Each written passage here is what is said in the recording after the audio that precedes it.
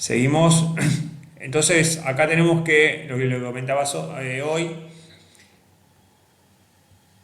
se desprende la primera afirmación, lo que en economía clásica se conoce como la ley de demanda. ¿Y qué es lo que dice la ley de demanda? Que a medida que aumenta el precio, disminuye la cantidad demandada. Ceteris paribus, la demás variable. Ceteris paribus, o sea, es un término en latín que significa que todo lo demás permanece constante. Ya vamos a ver un poco más sobre eso. Pero fíjense que en la ley de demanda aparece la variable precio y aparece la variable cantidad demandada. Eso trae a colación a lo que vemos acá. Aparece el precio y aparece la cantidad demandada. Ambos forman la función de demanda, porque la cantidad es función del precio. No quiero ser repetitivo, pero eso tiene que tener bien en claro porque es muy importante. Bueno, acá dice que el término, vamos a corregir, el término ceteris paribus es propio de la escuela clásica y hace referencia a que todo lo demás permanece constante.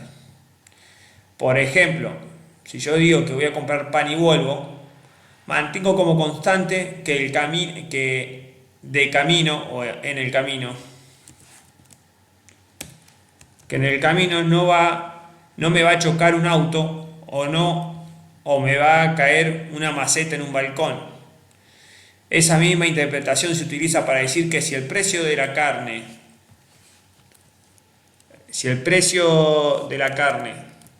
a 200 pesos el kilogramo será demandado por tres personas, será demandado por las personas 3 veces por semana, eso sucederá siempre y cuando el precio del pollo o de la carne de cerdo no baje, ya que son competidores directos de la carne y pueden modificar las preferencias de los consumidores.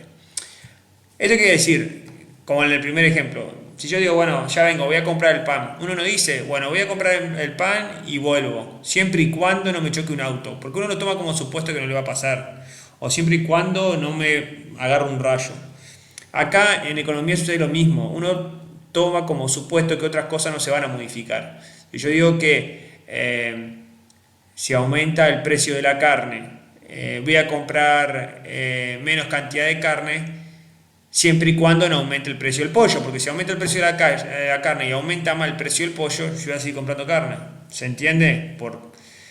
Esto para hacer una comparación, lo que es el concepto ceteris paribus.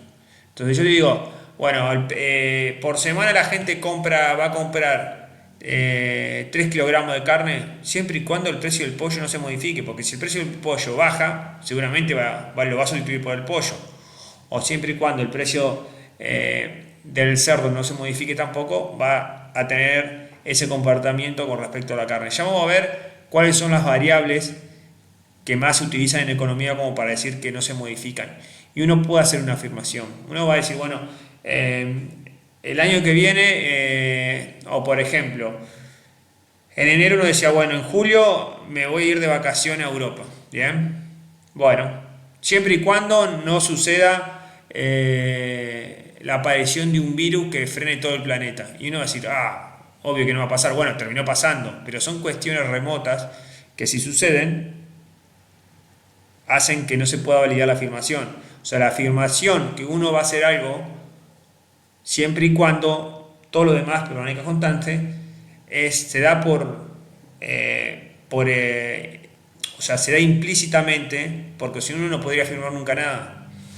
Ustedes van a decir, bueno, entre el quinto y el séptimo año me voy a recibir, siempre y cuando no me agarre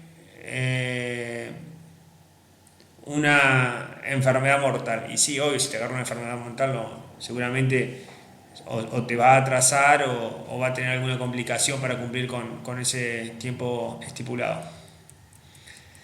Bueno, ahora vemos lo siguiente. ¿Qué ventaja tienen los gráficos? Los estudiantes en los cursos iniciales muchas veces cuestionan la importancia de estudiar tantos gráficos, aduciendo que no se utilizan luego en el mercado laboral. En realidad ocurre todo lo contrario, porque las reuniones de directorios, yo voy corrigiendo, las reuniones de directorio o las presentaciones de propuestas de gerente, ya sea del departamento comercial, producción, recursos humanos, entre otros, Se basa principalmente en gráfico porque resumen la problemática y oportunidades, permitiendo hacer más rápido y clara la presentación. A ver, más que nada en turismo pasa mucho. Siempre se pone en tapete el por qué se estudia con gráfico, la parte de economía se puede hacer de otra manera. La gráfica son cuestiones matemáticas y algebraicas que permiten resumir una problemática o un comportamiento de manera mucho más sencilla y visual, pero previamente hay que entender los contenidos.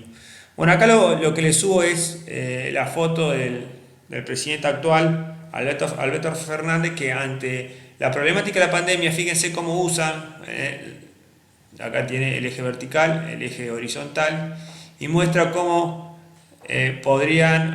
cómo fue el comportamiento del incremento en los contagios de COVID, del virus que hoy estamos padeciendo.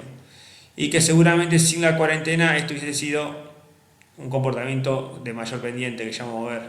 Entonces acá él pone en el eje vertical el total de contagiados por día.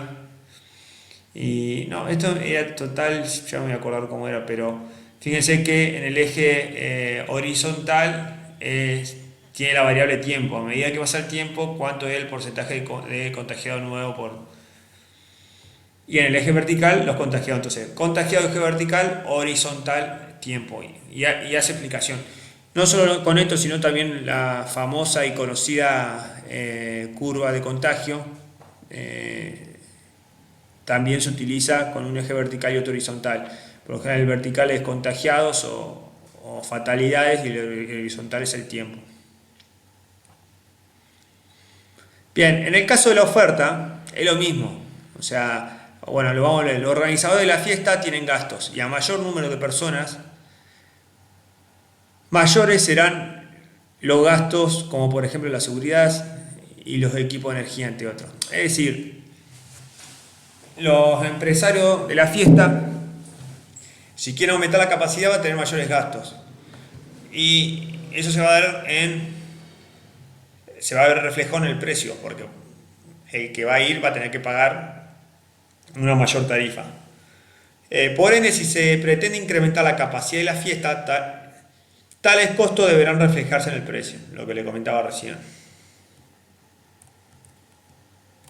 Bueno, acá tienen la tabla de oferta que a la inversa, a medida que aumenta el precio, fíjense, de 1000 a 6000, la cantidad de lo oferente o la cantidad ofrecida va a aumentar. ¿Por qué? Porque a mejor precio el oferente va a estar dispuesto a ofrecer mayor cantidad de entradas.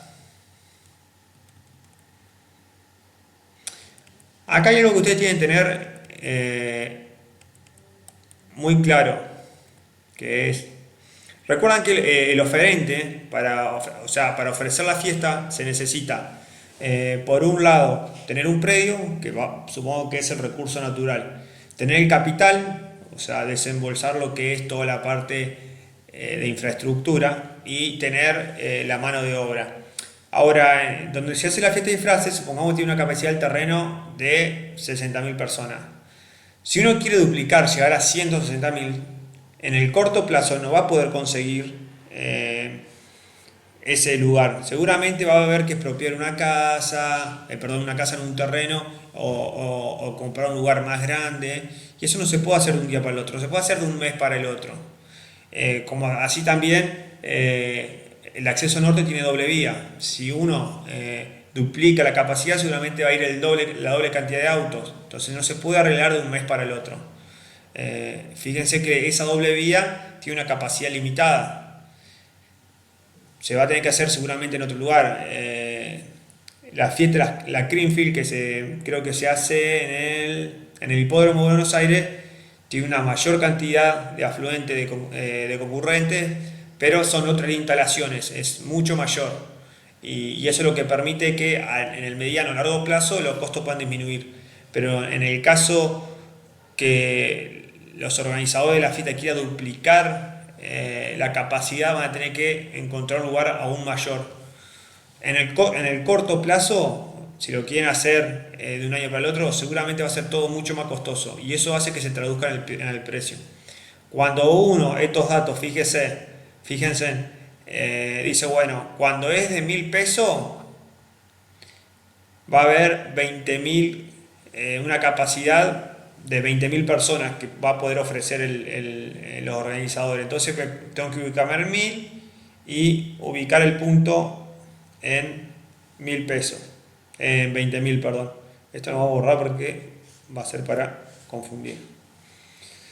Cuando son 20.000, 2.000, perdón, si aumenta 2.000 la entrada, los organizadores van a poder ofrecer capacidad para 30.000 personas. Y así, igual que la función de demanda, pero en este caso tiene una relación positiva la curva. ¿Por qué la curva tiene una relación positiva?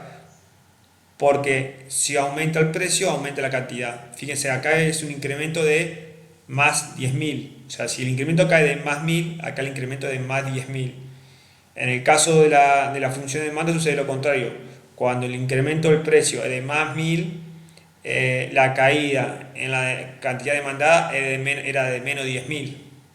Por eso la curva de demanda es una relación negativa o tiene pendiente negativa, porque cuando aumenta el precio disminuye la cantidad. En este caso, la función de oferta tiene pendiente positiva, porque a medida que aumente el precio, los organizadores o el oferente va a tener incentivo para aumentar la cantidad ofrecida. Bueno, vamos a pasar al siguiente video.